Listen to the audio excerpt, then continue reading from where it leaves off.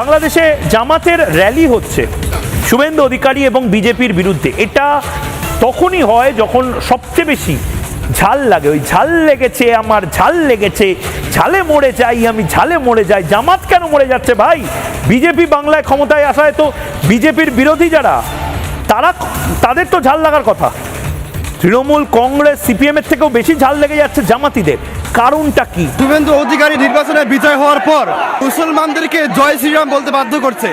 মোদীকে ক্ষমতা থেকে নামিয়ে আমরা ভারতে ইসলামী পতাকা উদ্দিন করবো ইনশাআল্লাহ। শুভেন্দু এবং নরেন্দ্র মোদী অতি দ্রুত এই আগ্রাসন বন্ধ করুক, না হলে বাংলাদেশের জনগণ সে গাজাতুল হিন্দের ডাক দিবে, ভারতকে স্বাধীন করে টুকরো টুকরো করে দেবে ইনশাআল্লাহ। সমন্ত মোদী, তুমি যদি ঠিক না হয়ে যাও তাহলে পৃথিবীর মুসলমান তোমাকে ছাড়বে না।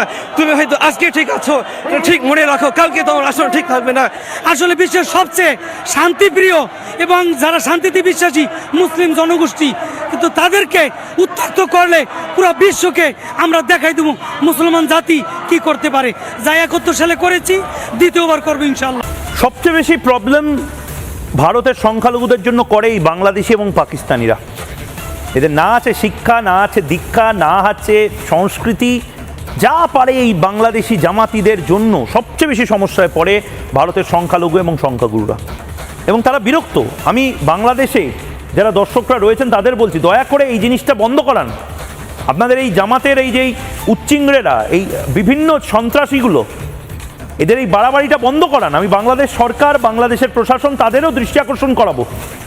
বাংলায়, পশ্চিম বাংলায় আমরা যথেষ্ট ভালো রয়েছি, আমাদের সংখ্যালঘু সংখ্যাগুরুরা ভালো রয়েছে। আসলে কাদের সমস্যা হচ্ছে এটা বোঝা যাচ্ছে। ঢাকার রাস্তায় মিছিল হচ্ছে, ঢাকার রাস্তায় লরিকে লরি লোক জমায়েত করতে হচ্ছে জামাতিদের, শুধু এটা বলতে যে বিজেপিকে উৎখাত করতেই হবে, তার জন্য ভয়ঙ্কর বড় নাকি জেহাদ শুরু হবে। কি জেহাদ করবে ভাই? এসো না, জেহাদ করতে এসো। এবার তো বর্ডারও সিল করা হবে।